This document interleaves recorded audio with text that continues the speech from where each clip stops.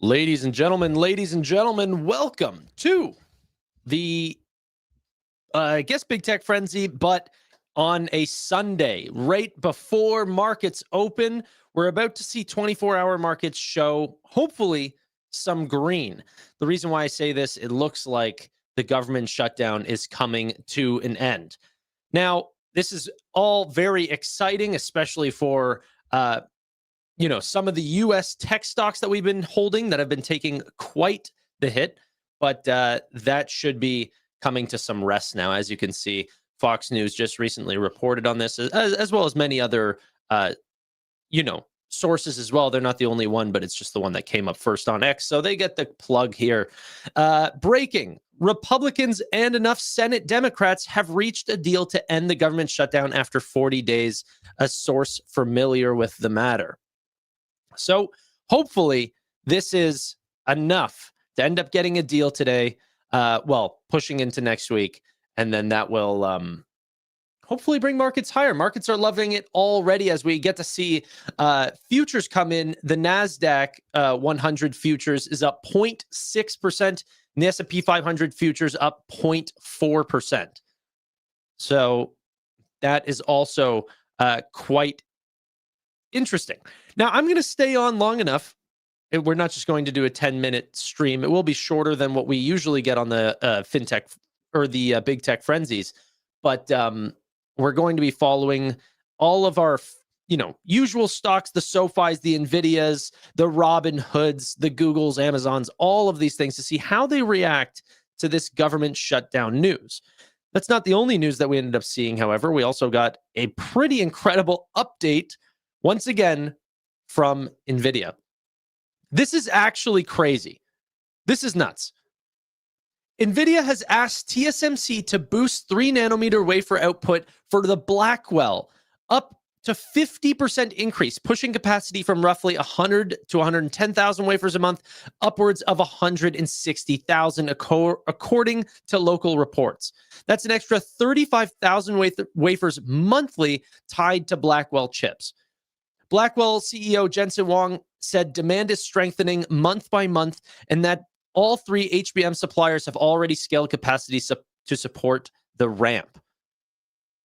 This is freaking exciting. Ladies and gentlemen, I mean, there's a lot of things that Jensen can come out and say, but it's what the orders actually say. And it's also why I take or I put a lot of weight onto things whenever Jensen says, hey, we're going to see $500 billion worth of new revenue come in over the next 6 quarters, because we can see the orders come in. We're talking with Mark Zuckerberg and Andy Jassy and Sundar and all of these, Satya Nadella. They are putting in purchase orders for these chips. They're talking to us about our plans. We have to continuously ramp, and we need our suppliers to meet that capacity. And of course, they're going to rush to do so because then they're going to get a lot more sales, right? Not only can you play this via buying Nvidia stock, but you can also play it by buying TSM or some of the other suppliers as well. So that's very freaking interesting. Absolutely love it. But that said, Tanner, Robert, how's it going? How are you guys doing? I bought the Palantir and Nvidia dips. It's a good one, isn't it? I like it a lot. I'm happy that we ended up seeing these dips that allows people to buy in deeper. Like I always say, if you expect a higher price on something like Nvidia, then essentially what you're doing is, like, what would you prefer? The stock to stay stagnant for about a year and then continue to rise, or crash down during that year to pop up later?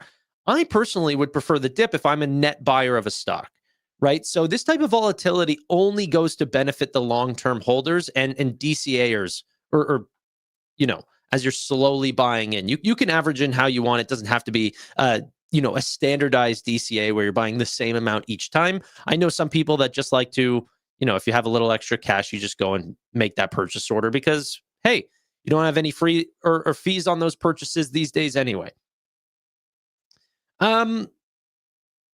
Okay. Tanner, what's good, brother? Freaking everything right now. If the market opens up in 24 market geez, I can't speak today. 24-hour markets green. We're going to be watching SoFi and SoFi the most. I think there's a lot to talk about with 50-year mortgages and everything like this. I actually have a pretty contrarian view to what I've seen a lot online. I am not anti the 50-year mortgage. I find, this is only going to lead to way more loan demand, obviously, but then in the same respect, it's going to lower monthly housing costs. So I think that this actually allows more people to buy in their first home, right? And people don't hold their mortgages throughout the lifetime of their loan anyway. They end up getting into new houses, selling that one for a new one constantly. And so it's not like, oh, you either get a 30-year mortgage or, you don't end up living somewhere. No, people are paying rent at lower fees, or even, what you would usually get into without the 5 to 20% down payment, and then you just end up paying someone else's mortgage. So, yeah, but why? Why would you want to just rent? This I don't understand. 50-year mortgage, I would way prefer the 50-year mortgage than renting.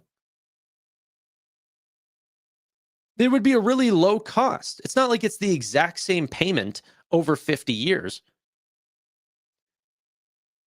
Tanner, great interview with Dan Dolev. I'm wondering if you're willing to enter Figure, Fiserv, or Affirm since he seems so bullish on them. No, I'd need to see it myself. However, I have been very positive on Affirm for some time. It's very clear that they are doing something different than, the other players, the other buy now, pay later players.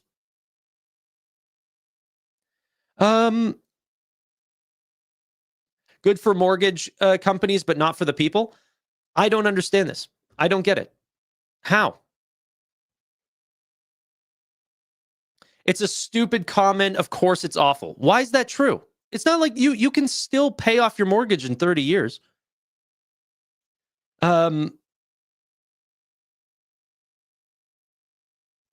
Stock market's about to go a lot lower. You think so? I think we're about to see a nice pop.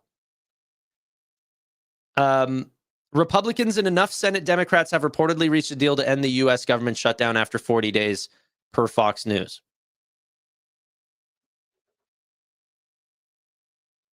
Yeah, but B-dubs, no one's giving me a reason.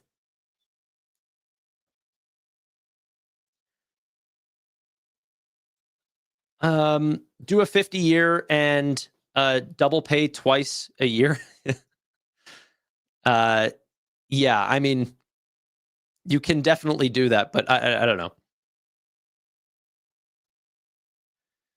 We are not in a bubble. People who keep sprouting that narrative, no, I don't think we're in a bubble either. I actually think that,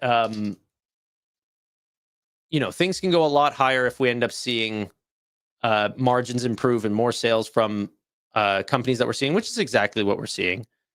All the big tech names did very well. Even Meta did extremely well. They just got hit with a big tax bill, which they have to pay their taxes anyway. And then they spent more on CapEx, and they already said that they were going to do that. So that wasn't a surprise to me at all. Why would we see a pop now? Well, I think the government shutdown concerns, the ideas like, more or less air traffic and stuff like this, those are real hits to the economy. Those people not having, payments to go to their job and they were working for free, like that is actual economic problems. Yes, beat-ups. If you rent, you're paying 100% interest. Okay? 0% of your payment, if you rent, goes towards the principal. So if you're talking about getting the, like you're talking about never building equity, that's how renters are doing it today. Like, I don't understand that.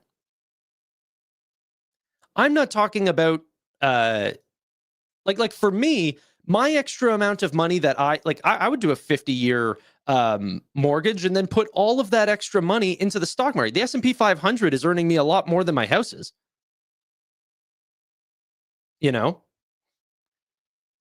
And if we end up seeing a stimulus check, I do actually think that that is potentially beneficial to markets. Let me switch over really quickly. We don't have to argue about 50-year mortgages and stuff. I mean, we'll have to see how the housing market and markets react to it. I just I'm definitely on the side of it's okay.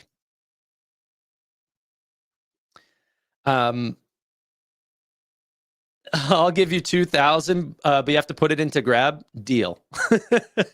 For every dollar you give me, Dookie, I'll put it into Grab. However, yeah, the Google portion that they take, it'll be out of my my money, but I will still do it. I do think Grab is a fine company and they're going to do well. I just haven't researched them enough.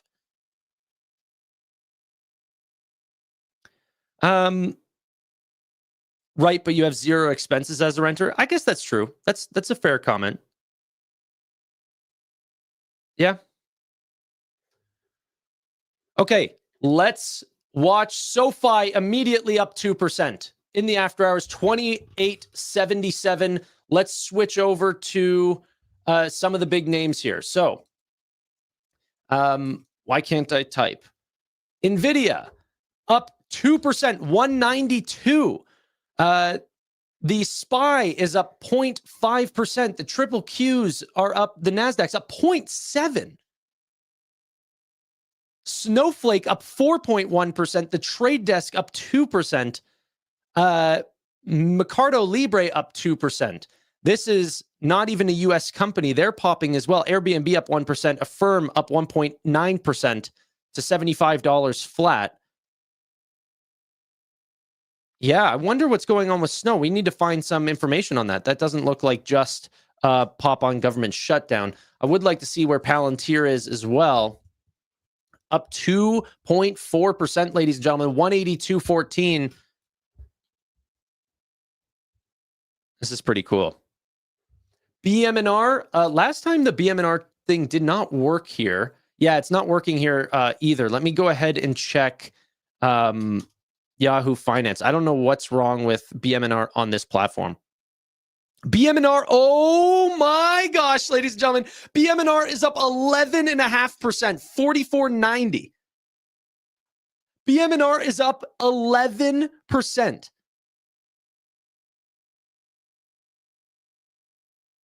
Ethereum, ladies and gentlemen.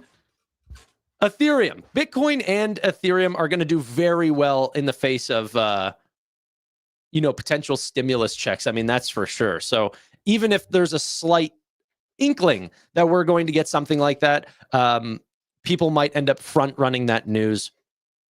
That is really freaking exciting.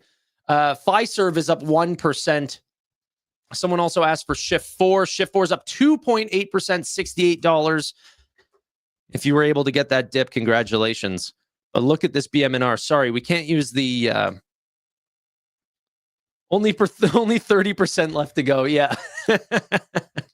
Yeah, we dipped. We dipped. But if you ended up buying that dip, those shares that you ended up adding into, pretty exciting. It can also go down much lower. So keep that in mind. Tanner, if you had to pick between Amazon and Mercado Libre, me a couple months ago would have said Mercado Libre, but I'm loving Amazon these days. Absolutely loving it in the cloud platform. I'm just so freaking bullish on artificial intelligence, and that gives them such an upper hand. Dookie Pie says there's absolutely no volume here. Stocks will sell off first thing in the morning. It is true. Like there is no volume here, but I think it still gives a little bit of sentiment to where,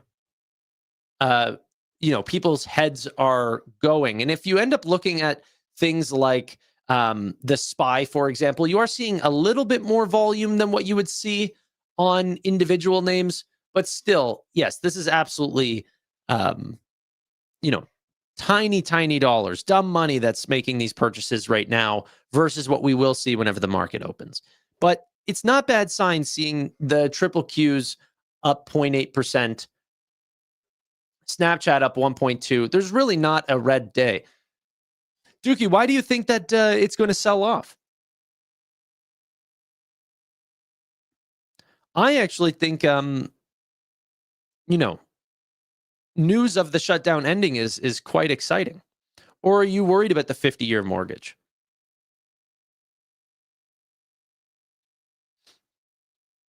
Okay.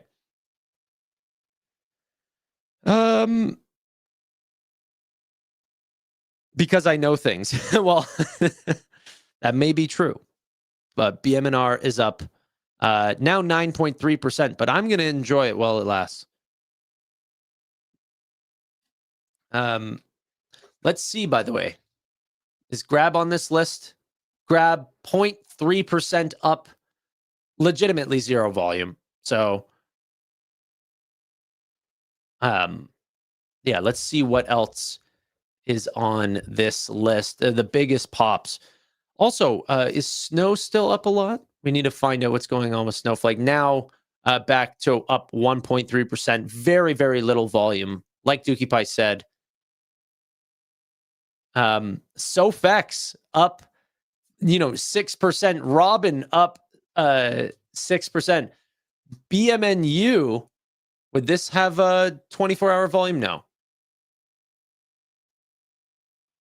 Cypher Mining up 5.4%.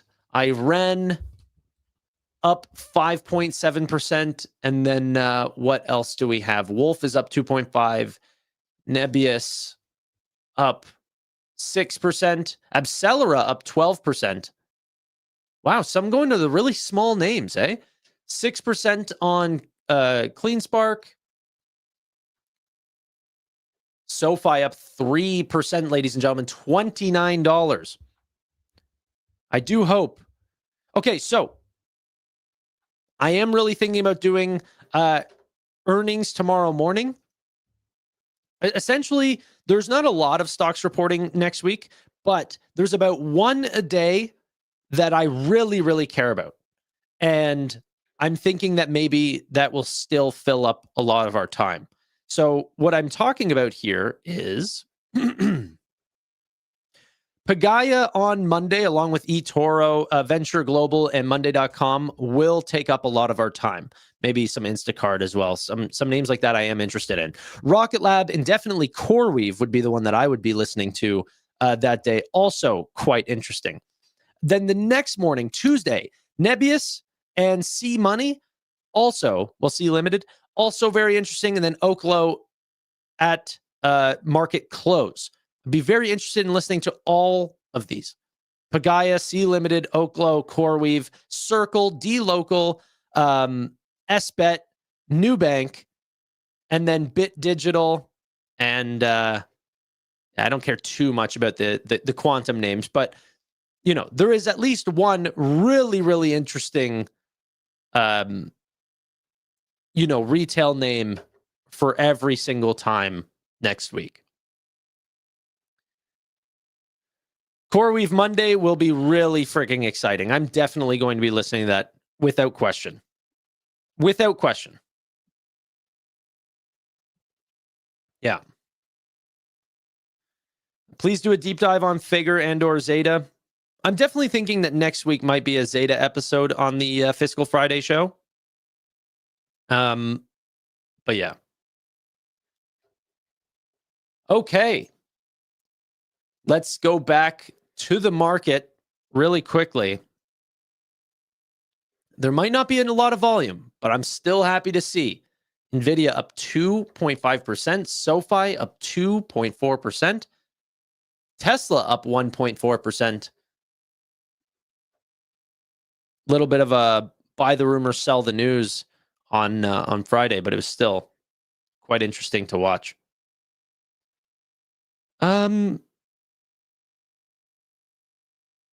Okay.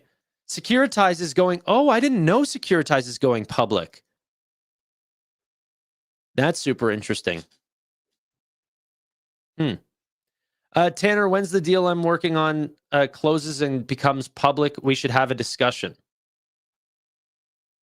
When the deal I'm working on closes and becomes public, we should have a discussion. Well, all right. What is it? Yeah, Zeta would be a really nice one to cover. If you see companies just constantly beating and raising, it has to trigger some alarms, regardless of the sector it is in. But luckily, Martech is still tech, so I'm very happy to cover it for sure. Pagaya up 6% now. Yeah, we'll have to see what smart money does tomorrow, but I think that they're going to like these government shutdowns. Yeah. Plus, I mean, I honestly am a big believer that there's still such a high interest rate right now that, like, if there are problems that start to arise in markets, that they could, start cutting interest rates to help the economy. I just think we're going to be in a bull market for longer than people expect. We have not been in a bull market for very long. Bull markets on average last around 7 to 8 years. Last one was 12 years, the longest in history. And I am not smart money. No. We are dumb money. But not those guys. But I'm dumb money for sure.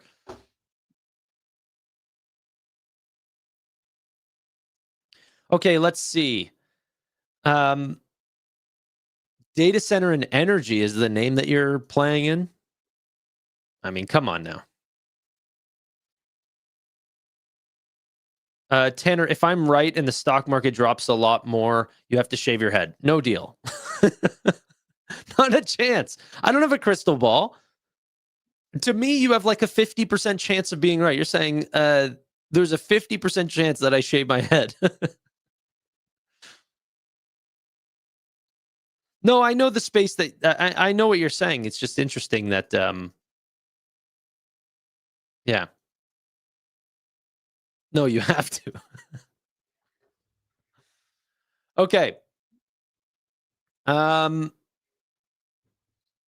Also, though, like, can we talk whether or not you guys agree that a 50-year mortgage would not be, the worst thing in the world? Maybe it is. Maybe it's the worst thing in the world. Do you agree that it would increase loan origination volumes?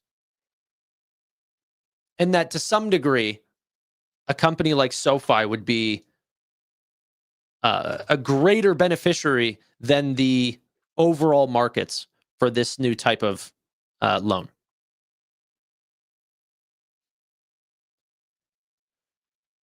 Okay, Steve will have to shave his head. Deal. Doogie Pie, I totally agree. By year end, do you think that the market overall will be higher than now? Yes. Yes. I'm an overall bullish investor. I totally am. Palantir's up 3%. Is that true? Palantir, yep, up 3%. Let's check new really quick. Up 1.3%. Very nice move there. PayPal up 1%. Unity almost up 3%. Wow, very, very interesting. Okay. Overall, I think tomorrow we're going to see a decent upgrade or a decent update from Tom Lee. I don't think we have 24-hour markets here. Let me switch over to Yahoo really quick, just because they'll give us a little update here. So in overnight markets, well, on Friday before, up 7.6%, then another 10% is what it looks like. It might open up tomorrow if we're on the bullish side. Ethereum obviously raising higher. We're also going to see from Tom Lee that he's been purchasing more Ethereum this week. During the week for Ethereum, which I'm going to switch back, Ethereum has gone on quite a roller coaster. This could end up showing quite a good buying opportunity, well, immediately benefiting from the price turning around. So we ended up seeing the lows of roughly 3,200 on Ethereum to only very quickly revert back. So it depends on when the purchases were being done. And then as we've finished out the week and going into tomorrow, if we can continue to climb, hopefully get above 3,700 and then back above 4,000, that will quickly turn around, the BMNR, bear case. And that's what people were always worried about, is like it constantly selling off, people saying it's going to zero.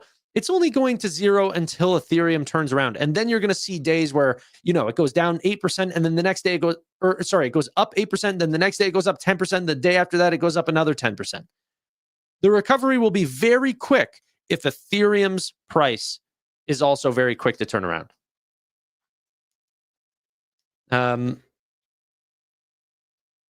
Okay.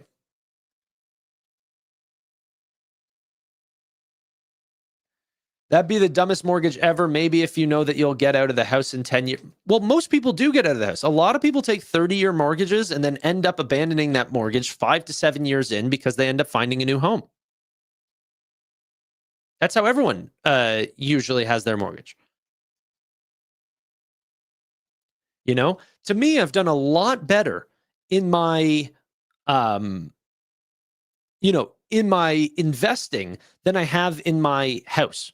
So I don't want to pay up quick. I'll never do a open, what do you call it? Like an open mortgage payment where I'm not, like I'm just paying off principal. You'll never see me do it. Because I'd rather just DCA into things like SoFi or Nvidia that I believe will do better on a yearly basis than my real estate. Check UNH. What's going on at UNH?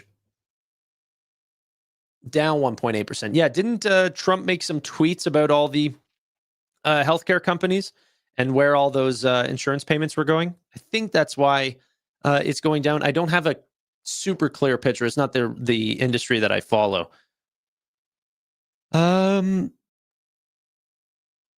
Okay. Let's see what else. I think this is going to be Tom Lee's run. Run to what? Run to 10, 12,000? Or run to something a little bit more realistic like 6 or 7,000? Because that would be, good enough for me, at least for now. Tanner, what's a healthy snack? I don't know. I can't think of one right now. Okay.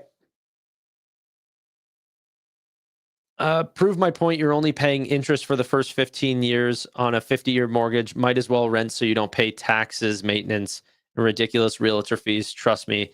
Well, what I'm saying is that I just, it's not that I'm not paying principal. I don't think that that's a fair statement. I definitely do have equity in my house. But obviously, like you're saying, it's heavily interest favored to principal in the start. But if you're renting, that's 100% interest. That's no fun. And some people do that for a lifetime. What's your price target for BMNR? I don't really have one. It's kind of just tied to Ethereum. And to put in a price target on Ethereum, I always think is crazy. You have to be a TA guy. I'm not one to put one on Ethereum. Lemonade's up 2.8%, 77.49. Rocket Company's up 3.7%. Seem to like the 50-year mortgage there, maybe. Pagaya up 7.2%, about to go into earnings tomorrow morning. That could be a good buy here. Dave Ramsey's going to be pissed. Yeah, but you don't have to. It's not like he's forcing. You can still get your 30-year mortgage. You can get a 10-year mortgage. You don't have to pick it.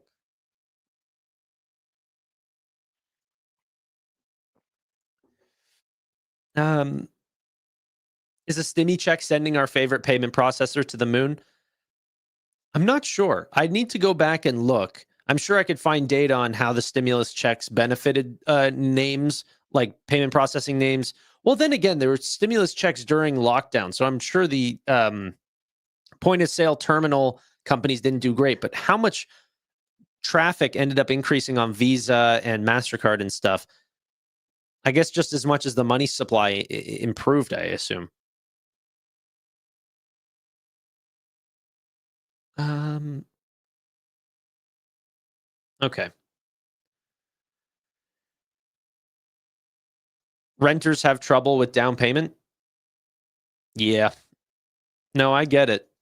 But if you lower the total cost of housing, like if you are taking what was a 30-year payment and bringing it down to what is now a 50-year payment, then my assumption would be that housing prices would uh, potentially go down.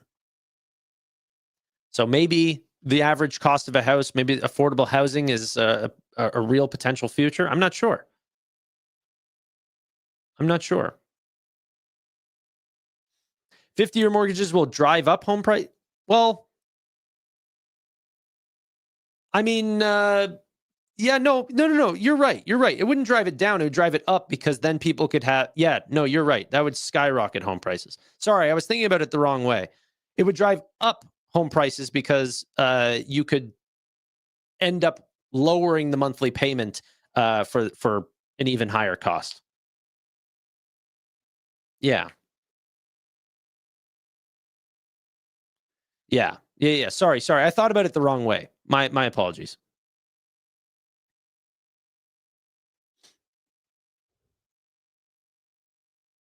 Okay.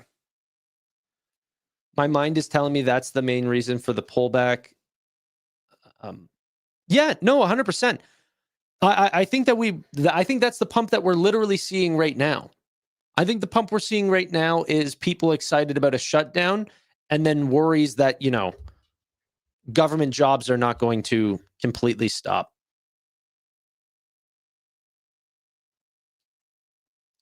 Um, where's the dog? The dog is not here. It's downstairs. Consumers will always take whatever they can afford most. Yeah, I agree. I think that's fair. Okay, let's get back into it. So, regardless, I do think that that would benefit SoFi and some of these mortgage lenders at a higher degree to other, um, you know, companies in the markets. Actually, I'm just seeing a tweet here really quick from Michael Burry. He does not tweet often. Doesn't surprise me one bit that Alex Karp in his quote unquote ontology for Palantir cannot crack a simple 13F. A fundamental principle of any rigorous ontological or epistemological model, whether philosophical or in data science, is recognizing whether your information set is insufficient for valid conclusions. Is this to talk about him shorting? Uh, yeah. Okay. He's just making comments on whether or not he was actually shorting, which he's suggesting that he was not shorting and that Alex Karp should have known that. All right. Long REITs. I mean, how do you guys think that would affect REITs? I'm curious. If you have a 50-year mortgage, you can have a lot more mortgages, I assume.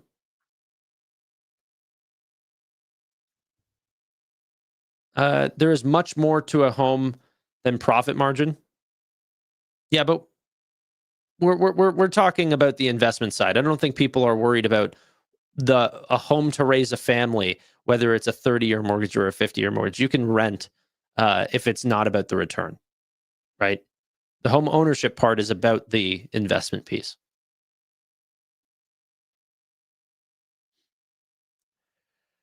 Would a 50-year mortgage cause rents to go down? I think it could if it makes home ownership more affordable, but I think it all depends on whether or not how house prices would react to that affordability. If there's more home buyers that come in and just drive up the prices again, and then those average monthly bills on a 30-year mortgage just end up equaling what it would be on a 50-year mortgage, but yet houses, instead of being like an average of 600,000, go up to 900 or $1 million, then maybe it doesn't change much.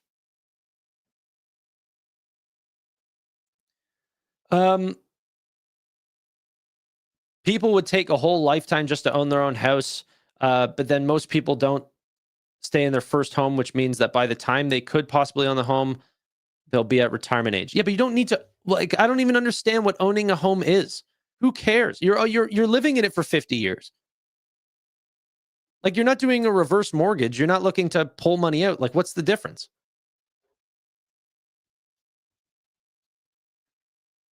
Why do you need to be, if you want to be debt free, set your mortgage to 10 years or buy with cash.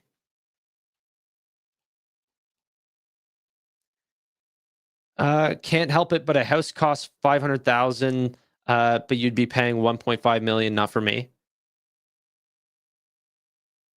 Uh, oh, you're saying just through the interest payments? Yeah, I don't know. I think maybe the part that we should be discussing is whether or not that extra money that you would not be putting towards that house and paying on interest would be going towards something else to maybe accumulate more than $1.5 million. Like, for example, does anyone complain about if like a company can go out and pay or raise debt at a 3% interest rate, but then they know that their return on capital is always 10%, well, then you're making a 7% margin. But does anyone ever look back on it and say, hey, but they spent $1 million on interest payments? You'd be like, okay, who cares? They made $2.5 million. So I think it's all about how it saves you money. And if that's true, or did the payments just, like you guys said, just raise back up to, where we are today, just at much higher housing prices?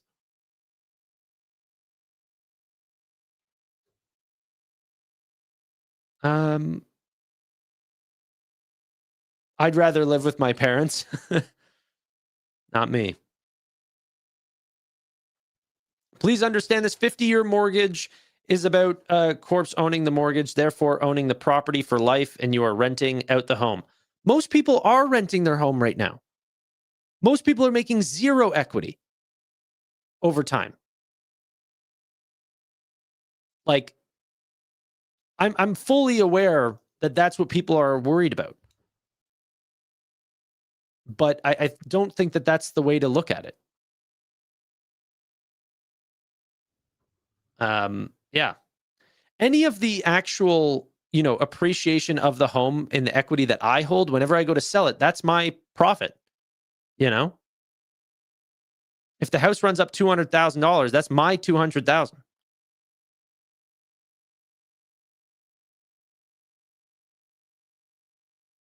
I don't know. I'm not going to be in the house that I'm in for, like, I might be here for 2 more years or something. You know, whenever I have kids and stuff, maybe this won't be big enough for me and my girlfriend. So we'll move. I'm not worried the fact that I have a 30-year mortgage, or I think it's 25 years or whatever it is. Um, it's, or maybe it's 30. I don't remember. But yeah, you pay capital appreciation. That doesn't matter. That would be the exact same on a 50-year mortgage. I'm talking about the difference of the two mortgages. That's all. SoFi, by the way, up 2.5%, and Nvidia 193.58. This a lot of people are coming in later, so maybe you guys didn't see this, but there's news reports right now that Nvidia is asking TSMC to boost up their wafer output because Blackwell demand is continuously improving, and they asked them to boost up by 50%.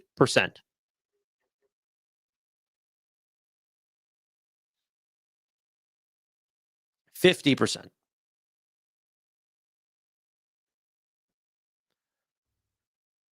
Okay. I must have missed the part where you are forced to get a 50-year. People are complaining about this. Should just pay cash and tell themselves how smart they are for owning their house. I honestly, and I'm not trying to be rude, but that's exactly how I feel. Like, who cares about owning your house? I don't even understand it. I don't like, you know, I need to a shelter over my head and then as much cash to buy stocks. That's how I play the game. Obviously, that's not for everyone. Completely agree.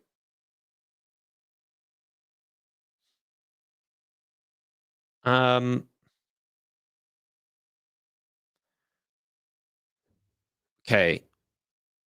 When Nvidia hits 10 trillion, Tanner's going to get that mansion. No, whenever it goes to 10 trillion, I probably won't even sell. That's the funny thing.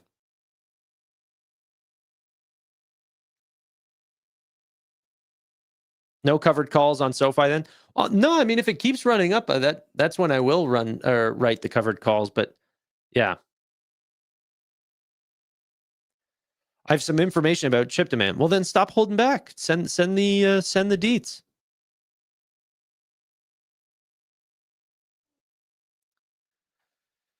Okay. When it's paid off, more money to invest.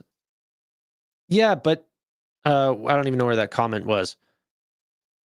But the compounding of all the money that it took me to put into that house, let's say 30 years rather than 50, is 30 years of no compounding in the markets.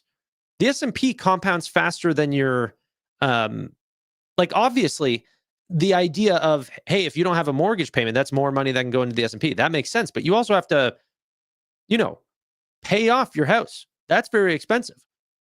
I'd rather put all that money in the market now and defer the payments as far as I can. Am I wrong? Like it's fine if you guys disagree. Perfectly okay with that. But I honestly think like 30 years is a long time. 30 years is a lifetime, Some people are saying 100-year mortgages and all this stuff, but I mean, like, I don't know.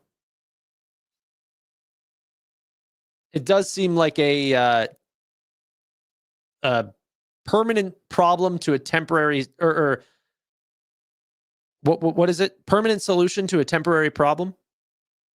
Like, I think housing prices would just adjust.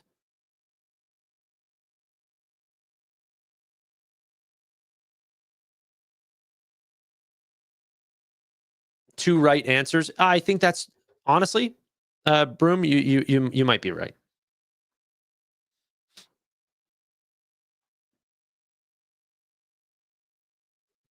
It's security, though. If you don't have a mortgage payment and lose income, it isn't impactful for a lot of people. Yeah, but those people can still choose to go with a 30-year mortgage.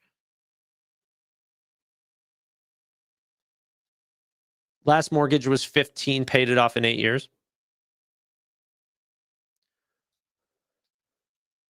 I guess the part of the renting side that was brought up, which I think is true, is that all of the, roof caves in, fridge needs repairs, all of these things, and that's just covered by the landlord is also important.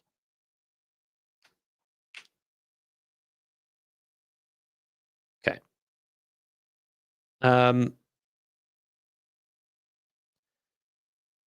Should be able to beat 7%. Well, okay. A house, one,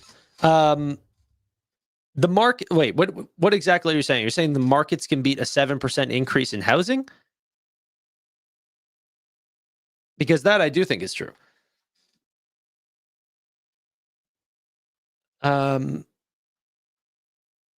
Okay. No, yeah, but no mortgage is a great feeling. Not to have rent going up. Yeah, I don't know. I'm too analytical and numbers focused and spreadsheet focused to like have payments bother my mental. I'm fully aware that's not for everyone though. Pagaya up 8.3% going into earnings tomorrow. This is really freaking interesting. Should we listen to this? Does anyone care about Pagaya at all tomorrow morning? Or would you rather see like Venture Global or Money? Or sorry, Monday.com, not Money. Monday.com.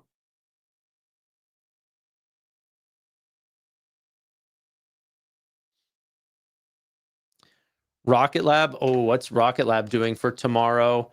And CoreWeave. CoreWeave up 4.7%. Nebius up 6%. And what was Rocket Lab? Sorry, I didn't see that. 6.58%. People are getting pretty excited. VG. A lot more VG than Pagaya, which I would have thought. Let's pull it in the chat and see. And I'll also do neither. And just be honest, if you guys aren't interested in either one of these names, I'm perfectly fine with that. Okay. Let's start a poll. Earnings call to listen to. Pagaya, VG, Monday. What's Monday doing, by the way? Monday.com is up 1.3%. Okay. Let me know. Neither. Shift4's up 4%. IREN's up 6.7%. I know, it's crazy.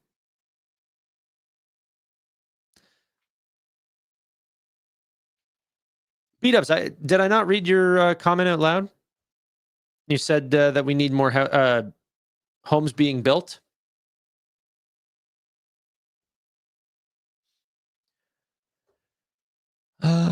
Couldn't care less about any one of these names. All right, no, that's perfectly fine. If you guys don't care about any of them, no problem. I think that I'm going to be listening to Pagaya's call regardless, just because of how impactful. Like there's a high chance that they talk about SoFi specifically, just because there's such a massive customer of SoFi's, right? And to that degree, I care. I'm going like you guys are going to see a lot of SoFi videos from me over the next little bit, and I apologize. I will get around to obviously the Googles and the Amazons and Nvidias as well. BM&R, I'm obviously have to do an update this week because I missed last week's as well. But you know, with SoFi, we have all of the bank earnings. We have, I don't know. I don't want to spoil too much, but I've got some pretty cool things that I want to highlight for you guys, and we could just make them like quick, like 6-minute long videos of interesting tidbits about how good SoFi is doing, or bad. But I got to be honest with you guys, I'm not finding much that's bad. We are no longer in an environment where SoFi has a bunch of bear cases. Like it's kind of all good right now. You apologize for so many SoFi vids. For a lot of the people who have been around a long time, of course, I would not apologize. What's going on? Can you guys see me right now? Am I live? What the heck? Okay, it was working. Sorry, the whole thing just froze on me. I couldn't pull up any comments. I couldn't do anything. All right, I'm back now. But a lot of the new viewers of the channel are there's always going to be some trolls, I guess. There's new viewers to the channel that I think want to see more from me other than just SoFi. But honestly, I want to show you guys what I'm reading about. And right now, it's been a lot of SoFi. A lot of commentary lately about what's going to double first, Robinhood or SoFi or Chime and stuff like this. And the more I look at it, I'm like, oh, guys, it's going to be SoFi. I'm pretty excited about it. And you know what? Like, I don't know. I got a lot of flack whenever I put out like that growth investing masterclass, and I'm aware it's not for everyone, and it doesn't have to be for everyone. I honestly made it for like all the information you guys can find on my videos. It's just not curated all in one specific thing, in talking about exactly how I look at companies. But one of the things that I wanted to do whenever I put out the thing, because originally the name was about finding stocks that 10x. And the idea is that I was going to talk about a company that hasn't 10x'd, and then it was going to 10x as time has gone on. Well, it does look like if SoFi ends up doubling from here, that will be a 10x from the time that I originally put out, the growth investing masterclass. So it will look very good if that happens. But yeah. For people that are making, no, you know what? I won't say any of that.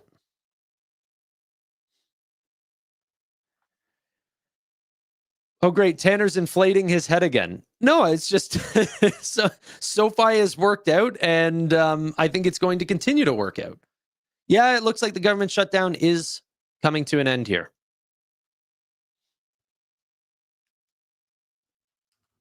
It will be less than a double for a 10x, but it was from the time that I uploaded it, which I think was, I'll need to go back, but I think it was like 580 or something like that.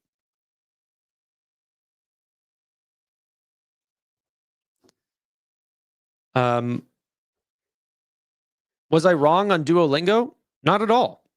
I've bought 0 shares of Duolingo. I said that people were not giving it as much credit, and they thought that it was going to like just fall off the face of the or fall off the face of the planet. And the stock has not done well, but the company has continued to grow. And I think it was a complete overreaction from the stock. But once again, I didn't take any position in Duolingo at all. So it still was expensive, even whenever we were looking at it before. That's my only problem. It still looks expensive.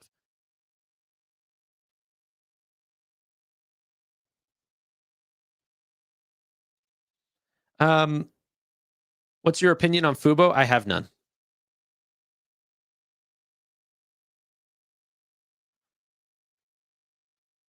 That's a lie. I gave you money to buy Duolingo in the summer. Well, I'm not talking about the. If I was talking about the community portfolio, every stock I'd have to say that I own. But no, I'm talking about what I'm doing with my own money. Obviously, we have been buying into a lot of companies. You guys have expanded. Now I go on like Wealth Simple, and like all these companies is like, you have this many shares. I'm like, oh, I didn't even realize.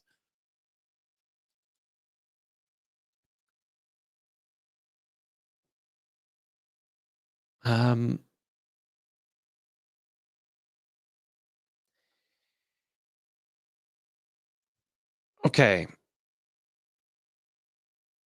I wish during the Dan Dolev interview, you guys would have spoken more about the global payment transfers and the tech deals with the airlines. I feel like he focused more on lending and not other areas. Yeah, he wanted to talk about so many different companies. Obviously, he covers so many names, so we had to kind of fly through a bunch of the names.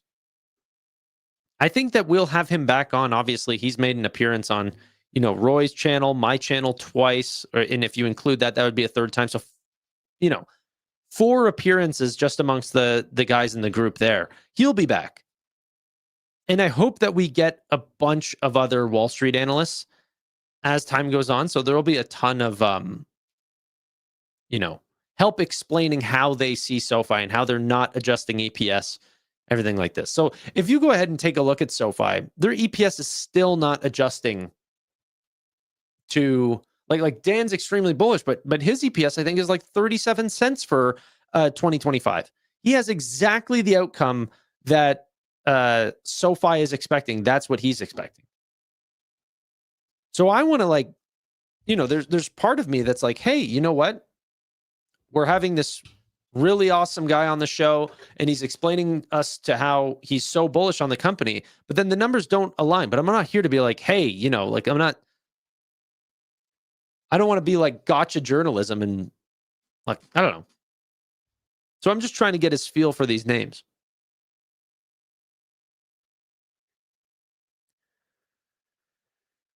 Okay.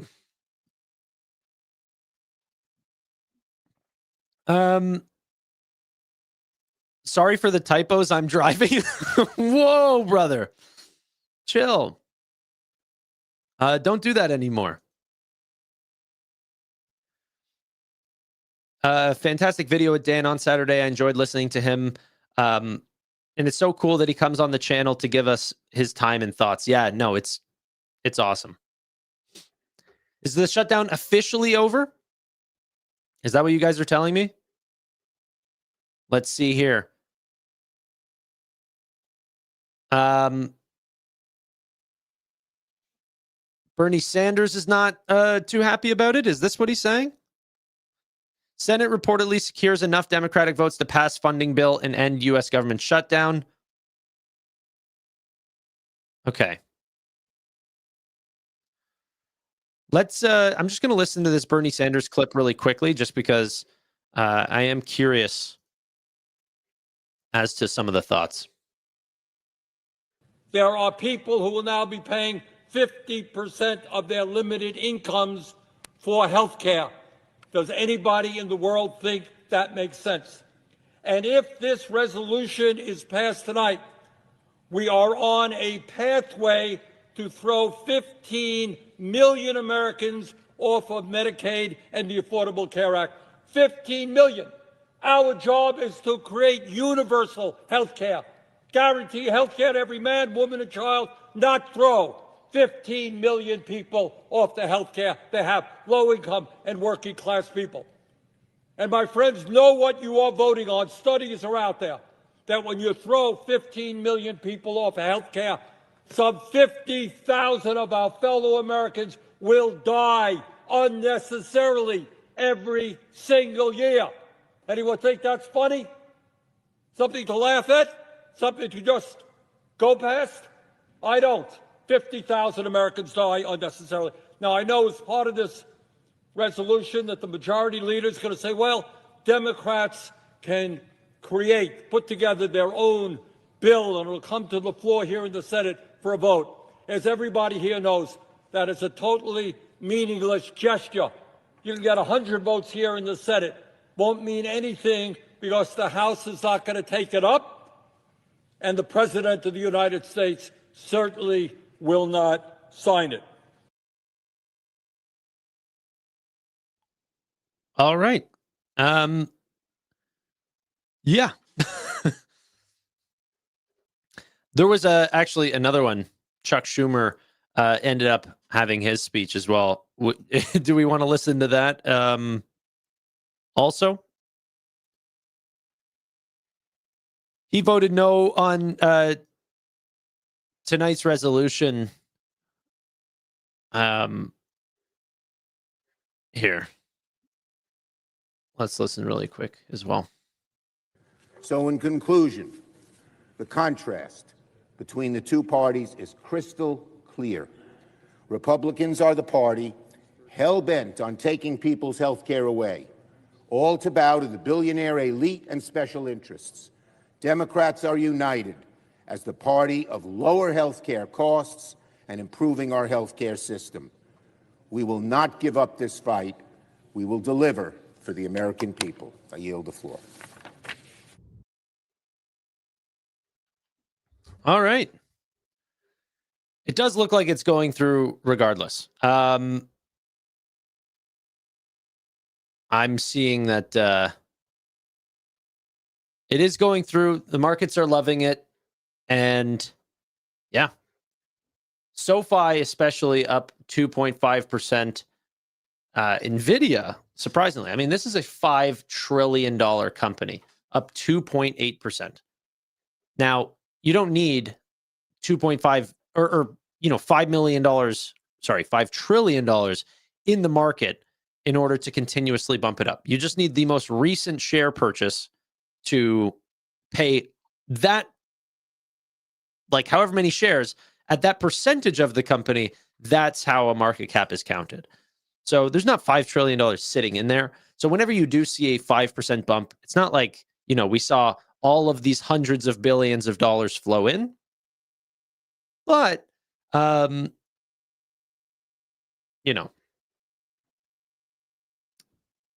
that's all I'm going to say about that right now. This is a great little highlight for some Robinhood shareholders, by the way. I saw this morning, and it's a great visualization. We showed off a similar thing. The market cap of Robinhood is quickly approaching Schwab's. Quickly. However, the size difference in the average account balance for Robinhood is insane. 12,000, which honestly was up from 10,000. 10,000 to 12,000. The difference in the amount of active customers, by the way, 11 million difference. That's it. At the speed at which Robinhood is going global, getting into things like crypto products for tokenization, creating new markets, getting retail investors onto options, all of these things, they're going to accumulate very many users very quickly and probably surpass that 38 million. However, the account balances will struggle to get up to this $305,000 account balance, especially without extremely large customers on that platform. How does Robinhood slowly build out those products? Exactly the way that they're doing now, bringing margin costs down, allowing for active traders to come on the platform, use things like Legend, have great tools for them to end up in great pricing, by the way. That will end up getting higher and higher account balances. But the reason why I bring that up is not only where Robinhood's market cap is today. Let's compare the two really quickly. Charles Schwab is $170 billion market cap, and Hood's is nearly $120 billion. And at their height, so that's Robinhood at $130. It was $150 not long ago, which put the market caps much closer together. If they continue to advance these active trader products, bring on more retail trading products, institutional Bitcoin things through Bitstamp, eventually get into banking, credit cards, all of these things that will expand over time, the average revenue per user is going to continue to climb. It's very interesting. So I remain extremely bullish on Robinhood, but we have to see green markets like a government shutdown coming to an end, potentially 50-year mortgage. I mean, people don't want to say it, but it will help. And that, Robinhood will be one of the largest beneficiaries of a continued bull market. That's for sure. Yeah, but they don't make money off average account balances. You're right, but the chance that they will make transfers does happen over time. Like, that's why even Robinhood would pay for people to bring over money, not so then they're active traders. They were paying 3% for people to bring over their retirement accounts because they knew that if there was a percentage of their account that was being traded actively, or eventually they would start to use that account more often, then yeah, it's still important. Schwab makes a lot more money than Hood.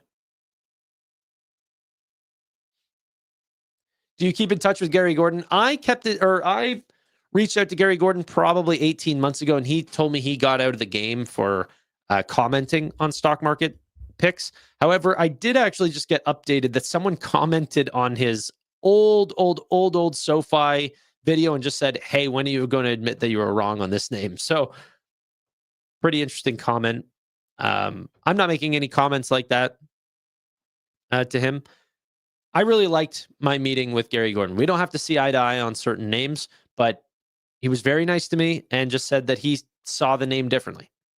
It hasn't turned out in his favor so far.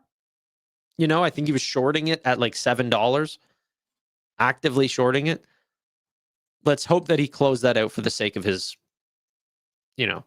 retirement. Looks like an agreement has been reached in the Senate.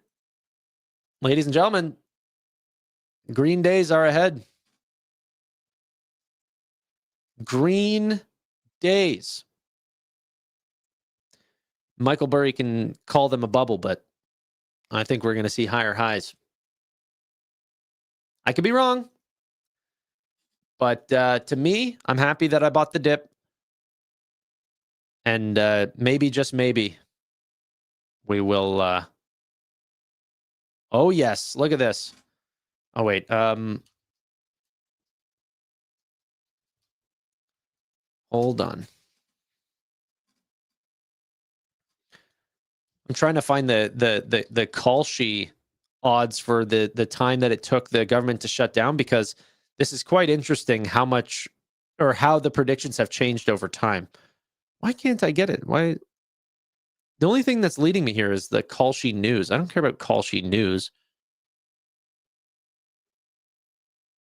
Anyway.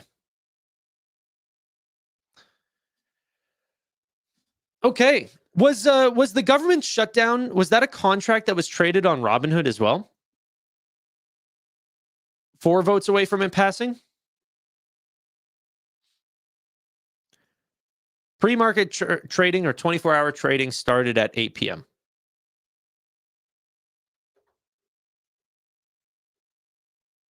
All right. Let's check the SPY in the QQQs. SPY's up 0.66%.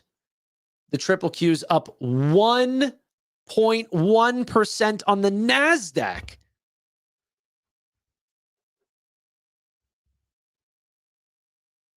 I hate those ads. There's not ads midstream, is there? There should not be ads. No, there's no ads. Okay. All right, we'll end the poll. You guys agreed you do not care about any of the streams tomorrow. Government shutdown, contracts, we're on hood. Okay, cool. Thanks, Mike.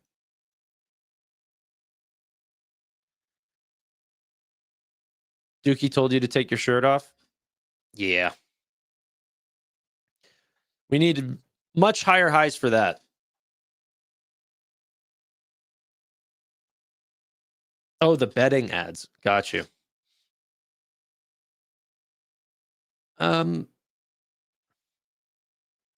D-Local?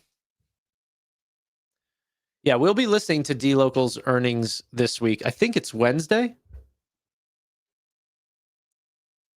D-Local's earnings are on Wednesday after the close. Circle is Wednesday in the morning. I'll be listening to both. Nebius and CoreWeave, I'll be listening to both. SBET, 110%. I'll be listening to that. Might be the one I'm most excited about. I can't wait for that one. That's Thursday morning. And I'll be listening to SBET over JD.com, over Disney, over Brookfield Capital. I don't care about any of those. It's SBET. Weeble, when is Bull's earnings? November 20th. I'm sure we'll listen to that whenever it comes around. The day after, like, Palo Alto is showing off their earnings the same time as Nvidia. Do they just want 0 people listening to their call? Like, to me, that's actually bullish. If I was bearish. If I was a CEO, I would change my earnings away from Nvidia's, because you're going to have 0 people listening to your call. 0. 100% of the market is going to be listening to Nvidia on the 19th. But things then start to slow down. Dell the week after. Not much after that. Maybe Zoom if we're Kathy Wood super fans. Yeah.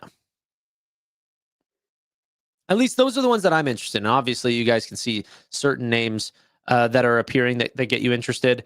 The week after, sorry for December, we have CrowdStrike and Marvell and Okta, Salesforce, Sentinel One. All those will be very fun. Also, has it been feeling like to you guys that there's just websites going down like crazy lately? To me, I find it nuts. Like, I mean, there were banks that were down, and Canva was like just another one of those days where I'm just seeing like many companies are crashing. Like I can't access their websites. I'm not currently in SBET. Only my relationship to BM&R.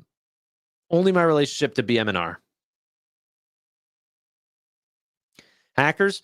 Well, it does make me think that some sort of cybersecurity play is needed, and the more interesting part about that is just how non-discretionary cybersecurity names are. Just forever and always, the spend will continue to increase.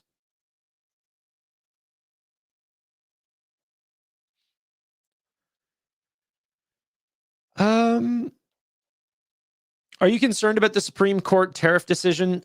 I don't know what it'll do to the market. Well, it does seem to be like a negative catalyst for sure. However, the severity of it, I'm not sure. And we'll see. I also don't know the odds. I heard something about the odds of it going through is like something like 75%. So I don't know. That sort of stuff, I kind of wait for the experts to tell me what's going on. I've got zero clue, and I'm not following it very closely.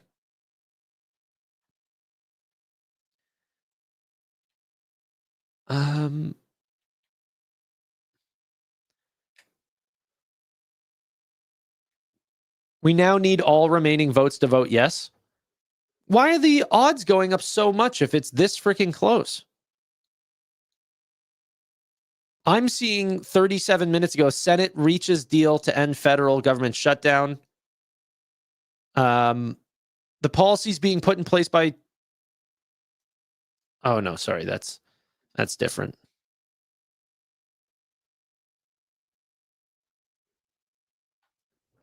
Okay.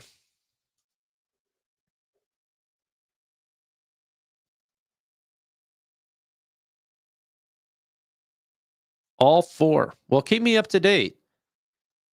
My understanding is that the call she odds are extremely high as well.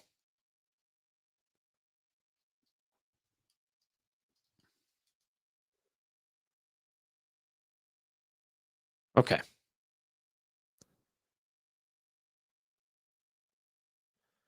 Markets, live markets.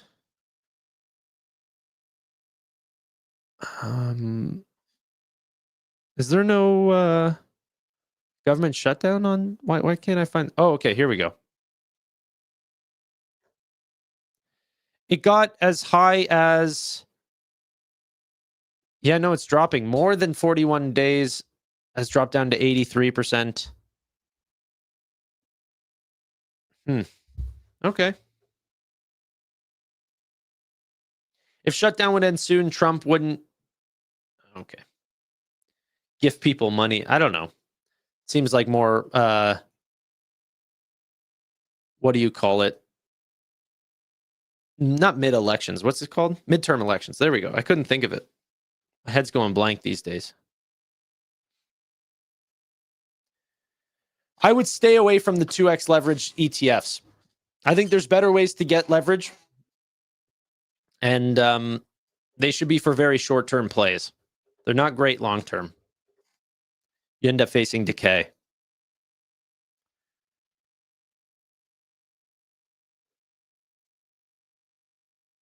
We could end up seeing a major win this week. I hope you all bought in early Friday. The only thing I bought was BM&R on Friday. Which, honestly, guys, I'm pretty freaking bullish on ETH going into the end of the year. I know that this has been the hope. Unlike, the markets right now, which is not seeing a lot of, volume right now, ETH is on 24-hour markets and it trades as such. You don't end up seeing these extremely strong presses of volume directly on market open. I mean, you still do end up seeing volume during those times, but it's not, too extreme.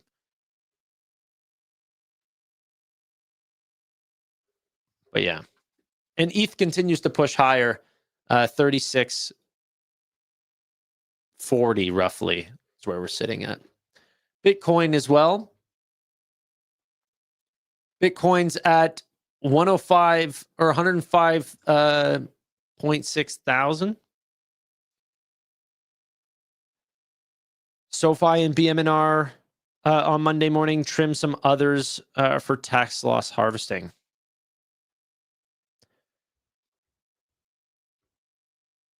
Okay. Yeah, I need to build up my meta position even more.